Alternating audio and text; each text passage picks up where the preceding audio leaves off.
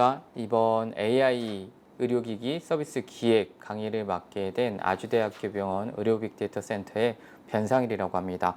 이번 의료기기 서비스 기획 세 번째 시간인데요. 이번 세 번째 시간에서는 의료기기 서비스를 기획하는데 어떤 것들을 고려해야 될지, 어떠한 계획들을 작성을 해야 될지에 대해서 이제 고민을 하는 시간입니다. 이제 여기 본 강의에서는 제가 이제 의료기기를 직접적으로 만드는 사람은 아니기 때문에요. 뭐 이제 인공지능을 개발할 때 고려해야 될 것들, 우리가 뭐 어떤 의료기기들을 만들 때, 서비스를 기획할 때 고려해야 될 것들, 그 다음에 임상에 대한 교육들, 이런 것들에 대해서 설명을 드릴 수 있도록 하겠습니다. 이번 그림도 저희가 이제 학생들이나 많은 분들한테 말씀을 드리는 것 중 하나인데요. 저도 처음에는 이런 게 좀 재미삼아 한번 그 기분 전환경, 처음부터 이제 무거운 주제로 시작을 할 수 없으니까 이제 보여주기 시작했는데, 요즘 앞서 말씀드렸던 첫 번째 의료 데이터 유형에서도 그렇고, 지금 이렇게 쭉 강의를 좀 보다 보면은 정말로 요즘 세상이 너무 빠릅니다. 빠르고 정말 생각한 게 지금 현실에도 많이 이루어지고 있어요. 이제 많은 분들이 인공지능을 우려하고, 그 다음에 이런 그 인공지능의 그 기술 발전 속도에 이제 걱정을 하고 있습니다. 이제 제일 중요한 거는 어떻게 활용을 하느냐, 어떤 생각을 가지고 만드냐가 제일 중요한 것 같습니다. 그게 기획자가 가져야 될 생각이기도 하고요. 그래서 첫 번째로 이제 보시면 터미네이터죠. 저희 너무 유명한 영화예요. 많은 분들이 잘 아시고 계실 거고, 실제로 약간 위협을 생각했을 때, 인공지능 로봇 위협을 생각했을 때 가장 먼저 떠오르는 거기도 하죠. 터미네이터. 그래서 이렇게 로봇이나 인공지능이 인간을 공격하면 어떡하지? 인간에게 위협을 주면 어떡하지? 이렇게 고민을 하는데, 반대로 우리가 알고 있는 도라에몽이라는 아주 어린 시절 만화가 있어요. 요 도라에몽 같은 경우도 이 로봇 친구잖아요. 친구인데 로봇이 친구가 된 경우에요. 이 아이가 자라나는데 긍정적인 영향을 주고 있는 친구죠. 그래서 이 많은 그 기획을 하시는, 인공지능을 기획을 하시는 분들이 방향을 이제 그리고 많은 분들의 생각이, 우리가 로봇이 적대시하게 학습을 하는 게 아니라 친구처럼 우리를 도와주듯이, 그다음에 협업을 할 수 있듯이 이렇게 만드는 게 중요한 것 같아요. 그래서 그 예전에 제가 유튜브에서 한 분의 강의를 들었는데, 인공지능이 인간을 위협하고 있어요. 어떻게 해야 할까요? 무엇을 걱정해야 될까요? 내 직업이 없어지는 건 아닐까요? 라는 생각들을 많이 하십니다. 사실 위협이 안 되는 직업은 제가 경험상 없는 것 같습니다. 모두 로봇이 할 수 있고, 모두 웬만하면은 이제 자동화가 되고 있고, 그래서 그분께서 하신 말씀을 좀 로봇이 조금 일을 하고 인간은 옆에서 지켜보고 사람들이 좀 놀면 어떨까요? 좀 놀고 돈을 좀 줍시다. 돈을 받읍시다. 라고 하면서 말씀을 하셨는데, 우리가 로봇이 옆에서 도와주고, 그리고 우리도 로봇을 도와주고, 서로 이렇게 나눠서 뭐 친구처럼 하는 미래가 그려지면 어떨까 해서 이제 말씀을 드리고 시작합니다. 이제 정말 중요한 거는 무엇을 만들지, 어떤 걸 만들지, 어떤 획기적인 걸 만들지가 가장 중요한 것 같아요. 엔비디아의 그 게이밍 그래픽 만드는 회사죠. 이게 GPU가 이렇게까지 어마어마해질 거라고 그분은 뭐 상상을 하셨겠지만 많은 분들이 상상을 하지는 못했을 겁니다. 우리가 이제 컴퓨터를 만들고 인공지능을 막연하게 꿈꾸고 있잖아요. 그렇게 꿈꾸고 있는데 이제는 정말 많은 것들이 현실 세계에 적용이 되고 있습니다. 그러니까 우리가 어렸을 때 상상했던, 꿈꿔왔던 것들이 많이 적용이 되고 있죠. 그래서 이제 기획자로서 가져야 될 것들은 가장 첫 번째가 앞서 말씀드렸던 인공지능을 우리가 어떤 사람이 될까, 어떤 식으로 운영을 할까, 이런 것도 고민을 해야 되지만, 지금 당장 여러분들이 지금 강의를 듣고 계신 분들이 고려해야 될 거는 무엇을 만들까, 그리고 내가 상상했던 무언가를 어떻게 현실 세계에 적용을 할까가 가장 중요한 첫 번째 생각이라고 생각을 듭니다. 저도 이제 석사, 박사 뭐 이렇게 거치면서 많은 연구 활동들을 거치면서 항상 드는 생각이 연구 계획서를 작성하면은 제가 했던 분야들, 제가 익숙한 분야들에 이제 초점이 맞춰지게 되고 혹은 과제 특성에 따라서 많이 생각이 머물게 됩니다. 그리고 점점 이렇게 시간이 흐를수록 뭔가 어렸을 때 꿈꿔왔던, 어렸을 때 상상했던 그런 상상력, 꿈꿔왔던 꿈 이런 것들이 조금은 다소 많이 굳어지는 것 같습니다. 그래서 기획자로서 가져야 될 생각이 무엇일까라는 생각을 했을 때 다른 한편으로 되게 중요한 것 중에 하나가 꿈을 꿨으면 좋겠다. 어린 시절에 동심으로 돌아가 뭔가 내가 그 시절에 뭘 하고 싶었지? 뭔가 상상의 날개를 펼치는 그런 하나의 조금 시선이 필요하지 않을까라는 생각이 많이 들게 됩니다. 사실 이제 직장 생활을 많이 하고 앞에 성과를 내고 이것저것 그 바쁜 일상들을 보내시다 보면은 이런 생각들이 많이 굳어지는 것 같고 요즘 아이들이 그 초등학교나 중학교 가서 이제 뭐가 되고 싶니? 라고 물어보면 가장 높은 순위가 이제 뭐 유튜버, 때론 공무원, 뭐 의사, 뭐 이런 식으로 고착화되어져 있는데 이런 것들이 조금 좀 발전이 되고 그다음에 좀 자유롭게 상상이 되는 이런 세상이 다시 좀 되었으면 좋겠는 바람도 있네요. 이제 다음으로 이제 과연 얼마나 우리가 생각했던 상상이 현실에서 이루어질까라는 게 이제 생각을 하게 되잖아요. 앞에 뭐 강의에서 말씀을 드리고 얼마나 뭐 발전이 됐어라고 하는데 이게 1965년에 이정문 화백님이 이제 기재를 했던 그림인데요. 여기서 보시면은 정말 놀랍죠. 지금 이분은 65년대생 분들은 저희 아버지도 그렇고 어머니도 그렇고 이전 분이시지만 지금 다 살아 계시고 있습니다. 그러니까 우리가 지금 상상하고 생각했던 그렸던 많은 미래가 현실에서 지금 이루어지고 있다는 겁니다. 이게 지금 기획자로서의 좀 중요한 생각이죠. 내가 과연 이렇게 생각하고 상상했던 게 현실에서 이루어져? 라고 했을 때 이루어진다. 이게 속도가 점점 빨라지고 있다라는 걸 보여주고 있기도 합니다. 지금 보시면은 태양열, 지금 별거 아니지만 이때는 어마어마한 상상이었겠죠. 지금 공해 없는 자동차라고 보이는데 사실 전기 자동차를 의미합니다. 이것도 지금 현실에서 이루어지고 있고 원격 진료, 지금 코로나 시대를 거치면서 원격 진료가 지금 활발히 이루어졌었죠. 요즘은 조금 다소 주춤을 했지만 가령 미국이라든지 이제 호주같이 이제 땅덩어리가 넓은 곳에서는 원격 진료가 지금 현재 잘 활성화되어 있고 너무도 익숙한 원격 진료가 아니더라도 줌이라는 회사가 있잖아요.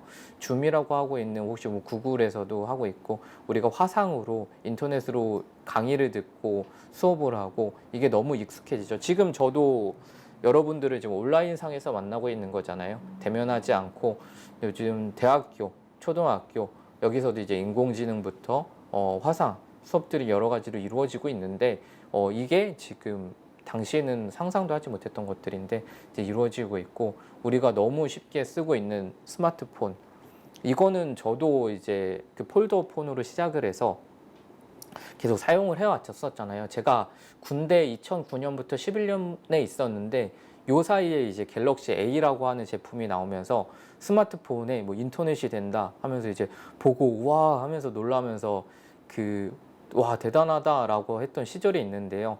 아무래도 군대에서는 이제 쌈짓방이라고 해서 그 인터넷 할 수 있는 사이버방이 따로 있잖아요. 근데 이제 저는 뭐 당시에 계급이 낮기도 했고 나중에는 이제 격오지라고 해서 좀 외진대로 했을 때 인터넷을 사용할 수가 없었는데 그 한 간부가 그 휴대폰을 이제 딱 보여주더니 이제 와 이제 인터넷이 돼 하면서 이제 화면에서 느리지만 네이버가 뜨는 모습을 보고 이제 저도 와 경악을 했었는데요. 이제 이게 너무 당연시되고 있죠. 근데 이 스마트폰도 나온 지 불과 얼마 되지 않았습니다. 10여 년 정도밖에 되지 않았기 때문에 지금 사실 또 보면 20년도 되지 않았습니다. 되게 놀라운 일입니다. 이렇게 이 정도로 발전이 빠르게 이루고 있고요. 지금 이 그림에서 현실에서 이루어지지 않는 것들이 지금 없을 정도로 지금 대부분 다 이루어지고 있습니다. 그래서 이 정도로 이제 기술의 발전이 뚜렷했구나 라는 거고요. 그럼 과연 65년에는 어땠을까? 라는 이제 제가 기사에서 발췌를 좀 해왔습니다. 지금 보시면은 이게 1965년의 사진들입니다. 지금 보시면 트램이라고 하지만 지금 옛날 전차들이죠. 그리고 지금 물을 기르러 가기 위해서 지금 양동이를 이렇게 하시는 분도 보이시고, 강에서 빨래도 하시고, 우리는 지금 한복이라고 얘기하지만 당시에는 생활복이죠. 이 생활복이 이제 한복이었던 시대도 보이고요. 자동차에 이제 그 도로가 잘 정비가 안 됐던 시절도 있었고, 그 한 가정에 자동차가 보급되지도 않았던 시절이었어요. 아직도 한옥 기와집들도 많이 보였었고, 이게 그 그림을 그리셨을 때가 지금 이런 시대라고 생각을 하면은 정말 놀라운 정도의 지금 속도의 발전입니다. 사실 이 당시에는 그런 상상도 뭐 중요했겠지만 당장 먹고 사는 문제가 굉장히 어려웠다고 해요. 저희 어머니 아버지도 지금 배고픔의 시절이었다라고 하면서 감자 고구마 먹으면서 밥도 이제 밥을 배불리 먹어보고 싶었다 이런 얘기도 하셨는데, 그런 시절이었는데 현재 저희가 지금 느끼고 살고 있는 시대는 이제 먹을 걸로 이제 걱정을 하는 시대는 지났다고 생각이 드는데요. 아직도 많이 이렇게 어려우신 분들이 있을지 모르지만 그 당시만큼은 아니지 않나. 그래서 되게 많은 발전이 이루어졌다. 근데 요게 지금 한 50여 년 정도가 지난 거잖아요. 그리고 이 속도가 점점 빨라지고 있다라는 거를 지금 보여주고 있어요. 이제 다음으로 이제 챗GPT인데요. 이게 사실 이 챗GPT도 스마트폰만큼이나 엄청 놀라운 결과물일지 모릅니다. 지금 요 딥러닝에 대한 이론이 나온 지가 벌써 거의 한 4, 50년 정도 돼 가고 있는데요. 이게 지금 물론 하드웨어의 발달, 소프트웨어의 발달, 프로그래밍의 발달, 이런 여러 가지 기술적인 발전이 이루어져서 만들어질 수 있었는데요. 이 챗GPT가 지금 놀라운 거는, 저도 이제 대학교에서 강의를 해보거나 특강을 해보거나 했을 때 챗GPT를 안 쓰는 친구들이 없더라고요. 대부분 이제 챗GPT로 만들고, 이제 초등학교, 중학교 친구들도 챗GPT를 이용해서 만들고 있습니다. 그리고 질문도 챗GPT로 하고 있고요. 웹사이트, 저도 이제 어떤 코딩을 하거나 뭔가 좀 공부를 했을 때 질문이 좀 필요할 때는 챗GPT, 제미나이 뭐 이런 식으로 여러 가지 인공지능 그 플랫폼을 활용을 하고 있는데요.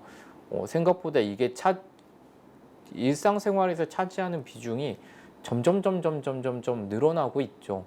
저 하물며는 요즘 최근에 재미로 저도 한번 그 점을 본다거나 날씨 예측을 해줘, 내일 날씨는 어때요? 라고 했을 때 챗GPT한테 이제 물어보는데요.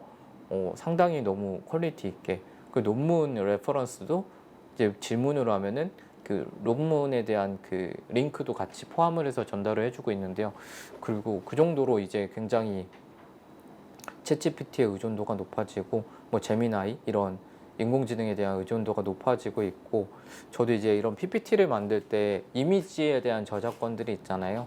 그래서 어떤 사이트에서 이제 가입을 해서 이제 구매를 하기도 하고, 그 다음에 뭐 여러 가지 경로들을 인터넷에서 찾아보고 이랬는데, 정말 좀 필요하면은 저 화면과 같이 챗GPT한테 그려줘 라고 하면은 이제는 그려주는 시대가 왔습니다.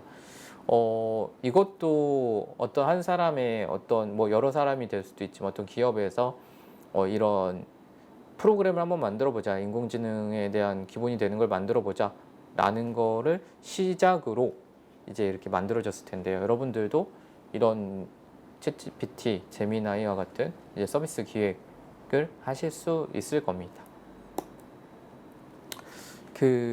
앞서 저희가 의료 데이터 유형이라든지 데이터 쪽에서 많은 말씀을 드렸는데, 병원에서는 정말 다양한 데이터들이 만들어지고 있습니다. 그래서 나 이거 모드를 학습하는 인공지능을 만들고 싶어 라고 하는 거는 현재는 지금 잘 없는 것 같아요. 제 경험상에도 제가 연구를 하거나 만들 때도 그렇지는 않고 있고, 일단 바이타사인, 뭐 EKG, ECG 같은 데이터를 활용해서 인공지능을 만들겠다. 아니면 EMR 데이터를 활용해서 뭐 만들겠다. 뭐 영상이죠. 영상 그거를 학습해서 뭘 만들어 보겠다. 그다음에 뭐 병리 이미지, 그다음에 요즘은 유전자 데이터도 많이 활용을 하고 있고요. 그 지금 뭐 영상, 비디오 이런 것들도 많이 활용을 하고 있죠. 수술 영상. 그래서 요즘 조금 실현되고 있는 거라고 보면은 뭐 예를 들어서 지금 여러 가지 인공지능 이미지 영상 정보들을 활용해서 하고 있죠. 그래서 이제 부위별, 그 다음에 환자분들에게 뭐 그 어떤 진단을 내리기 전에 검토하고 이렇게 의사를 보조해주는 역할로도 많이 활용을 하고 있고, 요즘 AI 로봇 수술 뭐 이런 것도 많이 나오고 있어서, 그리고 제약사에서는 요즘에는 그 여러 자연계에 있는 많은 물질들이 있잖아요. 요거 화학에 대한 조합들을 이미 데이터베이스화 해가지고 이런 정보들을 활용해가지고 의료, 약, 뭐 기기 이런 것들을 만들어내고 있는 것 같습니다. 가장 뭐 여러분들이 알기 쉬운 예로 지금 코로나 시대 그 백신이 만들어졌잖아요. 그 백신 또한 인공지능을 활용해서 만들었습니다. 그렇기 때문에 사실 굉장히 빠르게 지금 만들 수 있었던 거고요. 이게 신약 개발이라고 하는 거, 바이러스 백신을 만드는데 이게 단시간에 만들 수 있는 건 아니라고 하더라고요. 그래서 이런 인공지능들을 활용을 해가지고 빠르게 만들 수 있었다. 데이터를 활용해서 만들 수 있었다라는 거를 이제 알 수 있습니다. 그래서 여러분들은 지금 만들어진 거 말고도 우리가 이런 데이터를 활용해서 어떤 서비스, 어떤 연구 계획을 할 수 있을까를 고민을 해보셨으면 좋겠습니다. 제가 최대한 병원에 있는 많은 데이터를 활용하고자 이렇게 지금 만들었습니다. 그래서 보시면은 좋을 것 같고요. 그러면은 이제 의료기기 서비스를 기획하기에 앞서 그 사람 대상으로 하는 연구는 임상시험을 거쳐야 됩니다. 그래서 그 임상시험을 어떻게 해야 될까라고 했을 때, 한국은 그런 임상시험을 하기에 좋은 국가인가? 라는 걸 봤을 때 다행히도 너무나도 좋은 국가입니다. 물론 미국과 중국, 스페인이 앞서 있다고 하는데 제가 봤을 때는 이런 국가들보다 한국이 압도적으로 유리합니다. 미국도 그렇고 중국도 그렇고 제가 임상시험을 해봤는데요. 이제 과거에 다른 병원에서, 대학병원에 임상시험을 했을 때 중국 같은 경우는 아직 그런 체계가 다 전자화되어 있지 않고 서비스가 이제 되게 고도화되어 있지 않은 곳들이 좀 있습니다. 그러면 아직도 이제 종이 차트, 우리나라도 그렇지만 종이 차트를 들고 다닌다거나 필름, 엑스레이 필름을 들고 다니면서 이걸 전자화하고 데이터베이스화하고 이런 것들이 좀 필요한데요. 미국도 동일하고, 미국 같은 경우는 또 땅덩어리가 너무 넓어서 이동하는 데 시간도 오래 걸리고, 중국도 동일하고요. 그러면은 이런 것들을 고려했을 때 한국은 많은 대학병원들이 국내에 있고, 그리고 고품질의 의료 서비스를 제공하는 병원들이 국내, 이제 서울부터 부산까지라 하더라도 이쪽 그 중국과 미국에 비하면은 굉장히 가까운 거리입니다. 왜냐하면 비행기 타고 이동을 하기도 하고 기차 타고도 뭐 6시간, 7시간 이동을 해야 되는 경우도 많으니까요. 그런 거에 비하면 한국은 굉장히 최적화되어 있다. 그래서 지금 보시면은 저 아래 이제 그 전 세계 제약사 주도 의약품 임상시험 도시 점유율 이제 보시면은 서울이 1등입니다. 압도적이죠. 네. 지금 한국이 그만큼 임상시험 하는 기에는 굉장히 좋다. 그리고 주요 질환들에 대해서도 대부분 서울의 빅5 병원들이 몰려 있으니까요. 수도권에 많은 병원들이 있어서 이쪽을 통해서 진행을 하게 되면은 상당히 많은 데이터들을 모을 수 있고, 또 중요한 거는 그 데이터의 양도 중요하지만 질도 매우 중요합니다. 그런 질적인 측면을 고려했을 때 굉장히 좋은 환경에 놓여져 있다라는 것을 알 수 있습니다. 다음으로 이제 우리가 본격적으로 서비스 기획을 해야 되는데요. 우리가 서비스 기획을 할 때 어떤 것들을 좀 고민을 해야 될까? 어떤 식의 계획을 잡아야 될까를 고민하게 됩니다. 여기서 이제 저희가 이제 고민을 해야 될 거는 첫 번째 계획을 세워야 되겠죠. 그리고 어떠한 연구 계획을 세우고 다음으로 데이터를 수집을 하고 수집을 한 걸 가지고 이미 잘 정형화되고 구조화되어 있겠지만 이거를 당연히 저희 학습하고 인공지능을 만들기 위한 데이터의 것으로 구조화를 좀 시켜야 되겠죠.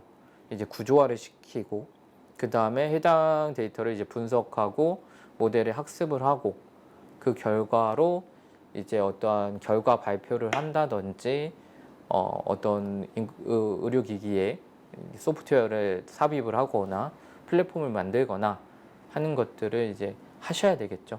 그래서 대략 제가 경험했을 때 이런 식의 절차를 거치면 되겠다라는 생각을 하게 되더라고요. 그래서 제가 예전에도 그 다른 대학병원들에서도 임상시험을 좀 주도해서 했을 때 이런 식의 과정들을 거쳐서 진행을 했던 것 같습니다. 그래서 그 하나하나 좀 살펴보면은요, 연구 계획서 계획 단계에서는 보통 연구 계획서, 직내 기록지, 이제 연구 계획서 외에도 뭐 프로토콜이라고 부르기도 합니다. 이제 그렇게 그 다음에 데이터 수집 계획이라고 해서 이제 보통 DMP라고 하는 것들이 있는데요. 그것들, 그다음에 세비라고 하고 있는 그 분석 계획, 통계 분석 계획 이런 것들이 마련이 되어 있어요. 이제 임상 시험에서는 그렇고요. 여러분들이 이제 학교나 아니면 일반적으로 논문을 작성하기 위해서는 보통 연구 계획서, 그 다음에 이게 좀 필수로 필요하고요.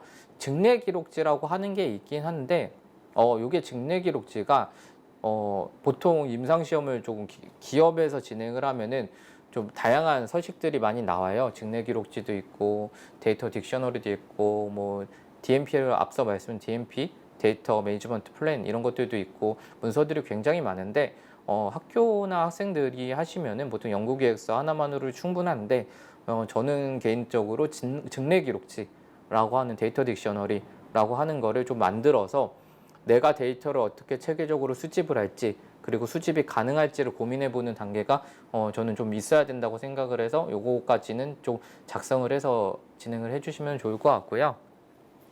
실제로 IRB, DIB에도 첨부를 조금 하도록 하고 있어서요.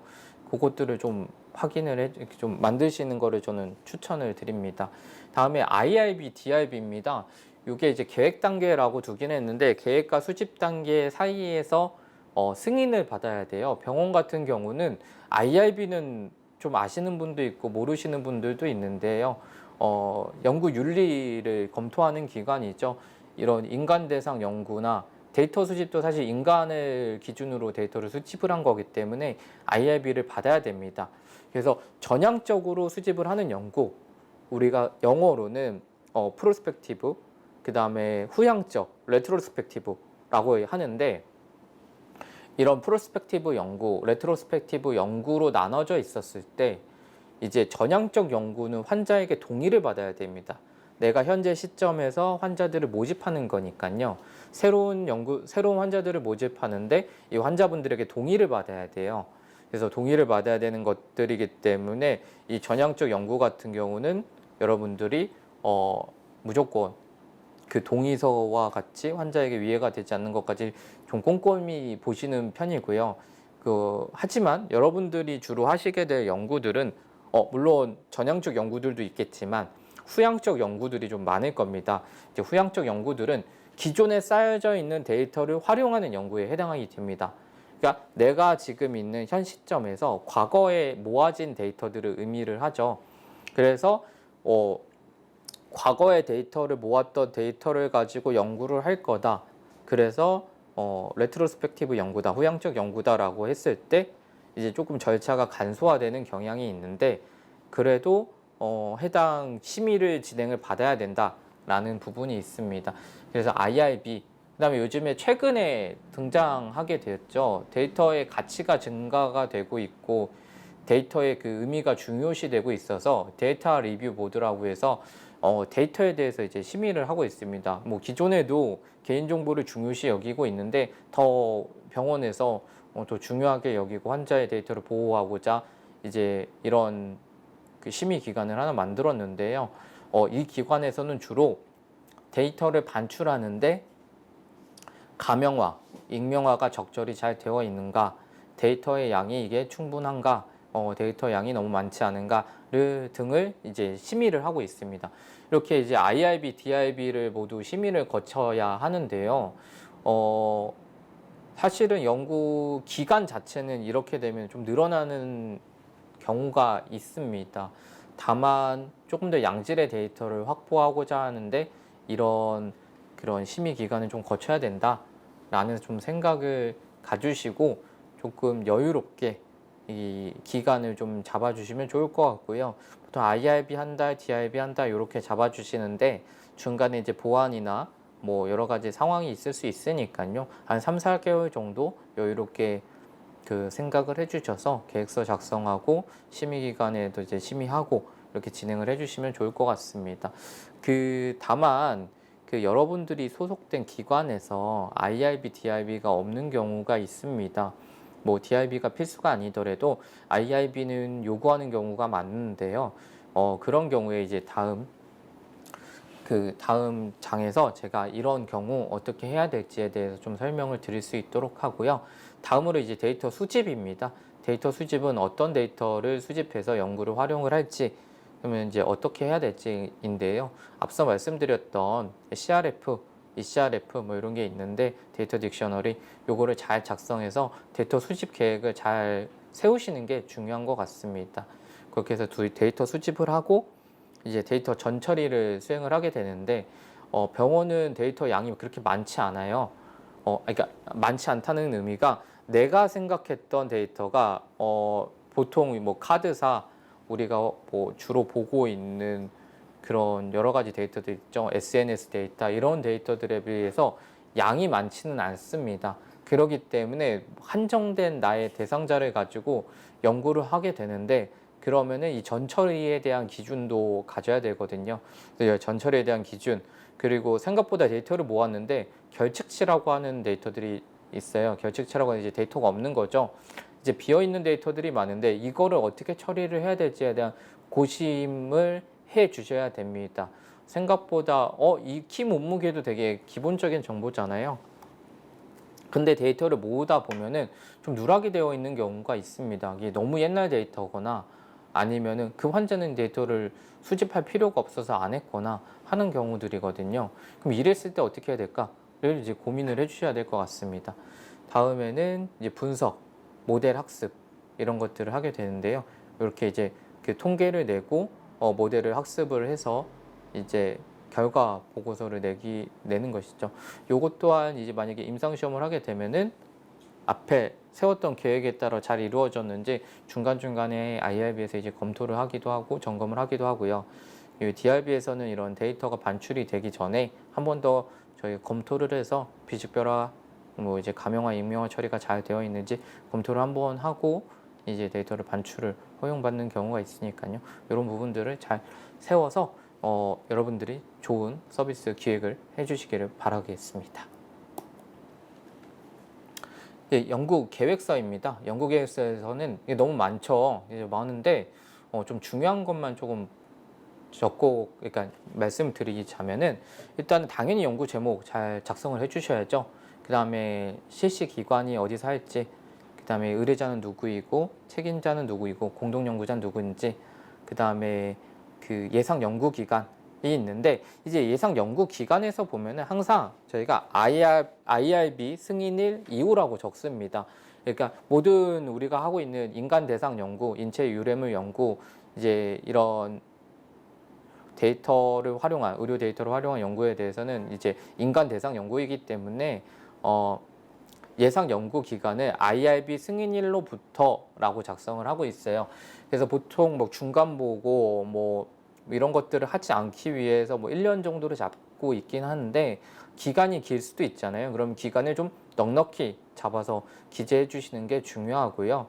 그 다음에 연구 방법, 연구 대상자 수가 여기 있는데 연구 대상자 수, 요것도 너무 적게 잡거나 너무 많게 잡거나 하지 않으셔야 됩니다. 왜냐하면 너무 많으면 오히려 왜 이렇게 많은 데이터가 필요하지? 라고 이제 DRB나 IRB에서 의구심을 가질 수 있어요. 그러면 왜 그렇게 많은 데이터가 필요한지에 대해서 설명하고 소명하는 시간들이 걸려요. 근데 저희가 뭐 IRB도 그렇고 DRB도 그렇고 연구자의 연구를 방해하는 게 아닌 적정한 그 지점을 찾기 위해서 있는 곳이잖아요. 근데 이제 너무 많은 데이터가 유출이 되고 이러면은 저희가 이유에 대해서 소명을 해주세요 하는데 한 달이 걸리고 두 달이 걸리고 하면서 생각했던 연구 기간을 초과하는 경우가 있어요. 이게 너무 중요한 게 학생분들 같은 경우는 얘들 졸업 논문이다 이러면 내가 졸업을 할 수 있는 그 시간이 지금 늘어나지는 거고, 기업 같은 경우는 한 달이 이제 비용이 됩니다. 왜냐하면 이 연구에 참여하는 많은 분들이 이제 인건비가 이제 받을 거고, 뭐 건물을 사용하시면 건물 사용료, 전기세 등등 여러 가지 것들을 고려했을 때 이 한 달 시간이 이제 곧 돈이거든요. 그렇기 때문에 이런 것들을 좀 적절한가를 잘 살펴봐 주시고, 너무 많지 않고, 그리고 이게 너무 적으면 전향적으로 수행하는 연구 같은 경우는 항상 그거를 초과를 해요. 초과를 하면 100명 수집하기로 했는데 설문조사를 했더니 뭐 400명, 500명 예상치를 넘어버리는 거죠. 그럼 이랬을 때는 IRB에서 이제 문제를 삽니다. 왜 100명 수집하기로 했는데 400명 수집해?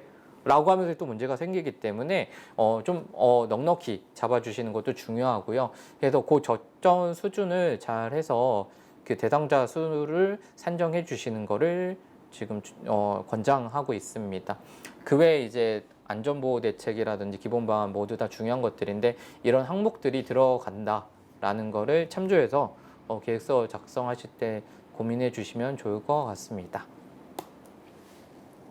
다음으로 연구 제목입니다. 연구 제목 부분, 이제 앞은 설명인데 이게 조금 저도 중요하다고 생각되기도 하고, 가끔 깜빡하시는 분들이 있어서 이제 말씀을 드리면 익숙치 않아서 그럴 거라고 생각을 합니다. 저도 뭐 익숙치 않았고요. 이제 프로토콜 넘버라고 있어요. 프로토콜 번호랑 버전 정보.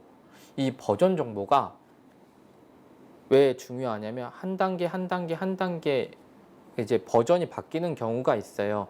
이게 IRB에서는 계획 변경, DRB도 동일한데 연구가 이제 조금 변경이 돼서 문구가 변경이 되면은 저희가 이제 버전을 1.0에서 시작을 해서 1.1, 1.2 이렇게 올라가요. 그러다가 뭐 중요한 사항이 바뀌면 2.0 이런 식으로 바뀌는데, 요 바뀔 때마다 IRB에 보고 제출을 해야 됩니다. 되게 나 이거 별거 아닌데 라고 생각하는 게 의외로 별거일 수 있는 경우들이 많아서요. 이게 심각하지 않지만 저희는 이런 변경 사항에 대해서 다 받고 있어요. 그래서 요것들을 좀 잘 확인하셔서 버전에 맞게 잘 관리를 해주셔야 되고요.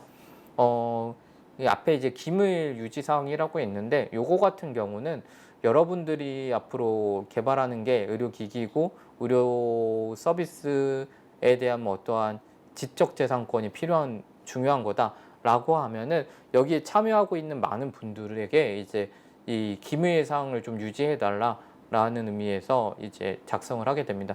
보통 기업에서 많이 할 때 임상시험을 할 때 요 문구들을 많이 넣고요. 이 연구계획서 하나가 이제 유출이 되면 크기 때문에 이런 부분들을 좀 명시를 해서 지적재산권을 좀 보호받을 수 있도록 하는 것도 중요한 거라 생각을 듭니다.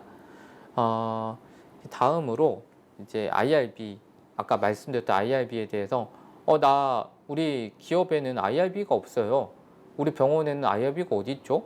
라고 문의를 해주시는 분들이 계세요. 이랬을 때 저희가 이제 말씀드린 건 각 병원에, 저는 이제 아주대학교 의료원 소속이기 때문에 아주대학교 의료원 임상시험센터를 이제 컨택을 합니다. 연락을 드려서 저 이런 연구를 하려는데요, 이렇게 계획서를 제출했어요. 뭐 맞는 걸까요? 아니면 반려되는 걸까요? 라고 이제 문의를 하기도 하고, 이 접수를 하게 됩니다. 아까 말씀드렸던 열심히 계획하고 준비 문서들을 만들어서 IRB에 접수를 해야 되잖아요. 이럴 때도 해당 사이트에 접수를 해서 진행을 하시면 되는데요. 그 기업이 이제 IRB나 기 없는 곳들이 있잖아요. 이럴 때는 공용위원회라는 게 있어요. IRB 공용위원회들이 있어서 이 IRB 공용위원회에 접근하셔서 그 심의를 받으실 수 있도록 되어 있으니까요. 여기서 이제 받으시고 같이 참여하는 병원이 IRB가 있으면은 해당 기관에서 받으시면 됩니다. 다만 이제 그 회사도 그렇지만 의료원, 그 다음에 동네 병원들이 있어요. 이런 데는 IRB가 당연히 없습니다. 그런 당연이라고 죄송하지만 이제 이렇게 없을 수가 있어요. 많은 곳들이 없기 때문에 저도 이제 그 여러 의료원들이나 동네 병원분들 보면 당연히 IRB가 없어서 저희가 그 고심을 하다가 공용위원회를 통해서 한 적도 있는데요. 그래서 이제 기업이 하거나 이런 IRB가 없는 그 의료기관과 연구를 하고자 할 때 이 공용 IRB를 통해서 그 IRB를 받으셨으면 좋겠고, 이 다음에 뭐 말씀을 드리겠지만 다음 장에 말씀을 드리겠지만 여기에는 교육 지원도 하고 있습니다. 무료 교육 지원도 하고 있으니까 인간 대상 연구, 인체 유래물 연구를 하시고 있는 분들은 이 온라인 교육을 통해서 그 교육을 항상 이수를 해주셔야지 IRB 접수가 되기 때문에 이수를 조금 부탁드리겠습니다. 이제 연구자 교육인데요. 이제 뭐 주로 많이 알고 계시는 공용 IRB에서 이제 온라인으로 그 교육을 해주시고 있고요. 이수 시간은 상관없이 하고 있는데 저는 이제 병원 소속이나 학교 소속에서 연구를 할 때 이수 시간도 점검을 받고 있어서요. 뭐 저는 이제 그 시간까지 충족을 해서 충분히 듣고 있고, 그 코넥트라고 하는 곳에서도 다양한 뭐 임상시험, 의료기기 뭐 통계 분석에 대한 교육도 무료로 제공을 하고 있지만 비용도 있고요. 그 여기서도 이제 그 관련 교육을 제공을 하고 있습니다. 임상시험에 관한 뭐 교육인데 뭐 굿클리니컬 프랙티스라고 해서 GCP 교육이라고도 하고요. 이 연구자가 있어야 될 뭐 교육이라고도 해서 이런 교육들을 다양하게 제공을 하고 있습니다. 그래서 그 연구를 하기 전에 이 해당 교육들을 다 이수를 해주셔야 되고요. 이수 안 하신 분이 있다면 같이 좀 시간을 내서 교육을 이수를 해주시면 좋을 것 같습니다. 사실 교육을 해야지 연구를 할 수가 있어요. 그렇기 때문에 담당자들은 꼭 교육을 이수를 하셔야 됩니다. 다음에 이제 데이터 수집 부분입니다. 직내 기록지인데 직내 기록지가 뭐 꼭 이렇게 써야 된다는 건 아니에요. 저희 엑셀로 쓰기도 하고 워드나 문서로 만들기도 해요. 그래서 지금 화면에서 보시는 거와 같이 엑셀로도 만들었던 거랑 밑에 이제 문서로 만들었던 거가 있는데 이렇게 좀 참고를 해서 이렇게 만드는구나 라는 걸 좀 알아주셨으면 좋겠고요. 다음으로 데이터 구조화입니다. 이제 데이터 연구계획서 잘 쓰고 기획 잘 해가지고 데이터 수집을 잘 했어요. 모은 데이터 가지고 하려다 보니까 데이터가 그 가장 유명한 얘기 있죠. 뭐 쓰레기를 넣으면 쓰레기의 결과물이 나온다 하면서 이제 데이터 쪽에서 유명한 말이 있는데, 그 좋은 데이터, 양질의 데이터를 학습을 시켜서 좋은 의료기기 소프트웨어를 개발하기 위해서 혹은 의료기기를 만들기 위해서는 좀 뭐 좋은 임상 결과를 얻기 위해서는 이런 데이터에 대한 전처리, 이상치에 대한 계획안이 좀 있어야 돼요. 물론 연구계획서에도 넣으시겠지만 데이터를 당장 보지 않은 입장에서 추상적이거든요. 실제 데이터를 보면은 결측치가 너무 많을 수도 있고, 지금 공백으로 보이시는 부분들이 있죠. 저 공백으로 보이시는 분들이 지금 동그라미 쳐놓은 부분이 바로 결측치입니다. 결측치, 그 다음에 너무 그 내가 알고 있던 값들과 동떨어져 있는 데이터들, 이런 것들을 어떻게 처리할지, 지울지 아니면 다른 값으로 대체를 해야 될지, 평균을 할지, 인공지능을 써서 혹은 그 통계 기법을 사용을 해서 해당 값을 채워 나갈지에 대한 고민을 해주셔야 되는데요. 보통 저의 기준들을 잡으면 30% 이상인 데이터들은 뭐 결측치가 30% 이상인 경우에는 이제 활용을 하기가 다소 어렵습니다. 그래서 보통 많은 경우에는 지우기도 하는데 컬럼 자체를 빼는 거죠. 변수 자체를 제외를 하고 하긴 하는데 필요에 따라서 너무 중요한 변수일 경우가 있어요. 그러면은 결측치를 그대로 유지한다거나 제가 새로운 뭐 인공지능을 써서 이제 환자 데이터가 여러 번 방문을 하잖아요. 여러 번 방문을 하니까 다른 근처의 값을 가지고 있으면 근처의 값으로 대치를 한다거나 아니면 조금 거리가 있지만 해당 패턴들을 조금 학습을 해서 인공지능이 이제 해당 값을 추정을 해서 추정치에 대한 값을 넣거나 하고 있고요. 너무 이상치, 그러니까 뭐 키가 2m 이상이다 이런 경우들은 한 번씩 데이터들을 잘 살펴봅니다. 이제 또 너무 큰 아웃라이어, 이상치의 값을 가지고 있는 분들이 있어요. 몸무게가 뭐 150kg, 키가 뭐 2m 넘고 이런 분들은 저희가 사실 개인정보 IRB, DRB에서 반려가 될 수도 있어요. 왜냐하면 이런 큰 값을 가지는 분들은 특정되기가 쉽거든요. 왜냐면 우리나라에서도 몇 명 없잖아요. 그렇기 때문에 개인정보 유출이 있을 수 있으니까 라고 하면서 지우길 권장하거나 아니면 대부분 사실 오타더라고요. 오타기 때문에 잘 한번 살펴보고 이 오타를 잘 보완을 해서 데이터를 활용할 수 있도록 하고 최대한 활용을 하려고 노력을 합니다. 왜냐하면 데이터가 많지 않기 때문에 몇 억 건 이렇게 있는 게 아니잖아요. 그래서 저희 연구를 하다 보면 몇백 명, 뭐 몇천 명 이 정도 수준일 텐데 요것들을 조금 잘 정제를 하기 위해서 이렇게 꼼꼼히 살펴서 최대한 많은 데이터들을 가지고 오려고 합니다. 그리고 지금 그 지도 그래프에서 보시면은 그 X 값이지만 이상치지만 조금 되게 뭐 애매한 경우가 있죠. 이런 경우에는 잘 살펴보고 넣으시면 되는데 저는 잘 이제 크게 문제가 없으면은 웬만하면 그 대상자로 사용할 수 있도록 인공지능 학습에는 데이터가 많이 필요하니까요. 이렇게 좀 데이터를 많이 확보를 해주시는 게 중요하다라고 말씀을 드리고 싶습니다. 그래서 지금 옆에 바 형태에서도 아웃라이어 우리 기준치에서 조금 넘어가는 것들은 조금 되도록이면 저희 대상자에 조금 들어와서 연구를 할 수 있도록 하는 거를 좀 권장드리고 있습니다. 왜냐면 충분한 연수가 확보되지 않는 상태에서 너무 데이터가 너무 적어져 버리면은 학습에 어려움이 많기 때문에 그런 부분들을 최대한 데이터를 끌어와야 되거든요. 그래서 이제 그렇게 좀 고민을 해서 진행을 해주셨으면은 좋겠습니다. 이제 다음으로 이제 다 왔는데요. 이제 저희가 이제 데이터를 잘 수집을 했습니다. 데이터 정제도 잘 했고요. 전처리도 잘 했고요. 그래서 AI 학습을 했어요. 학습을 하고 메디컬 디바이스에 적용을 하게 됩니다. 이렇게 되면은 저희가 생각했던, 저희 연구 기획했던 이런 모든 과정들이 끝나게 되고요. 그렇게 해서 상품을 개발했으니까 많은 소비자분들에게, 많은 의료기관에게 이제 그 적용을 해야 됩니다.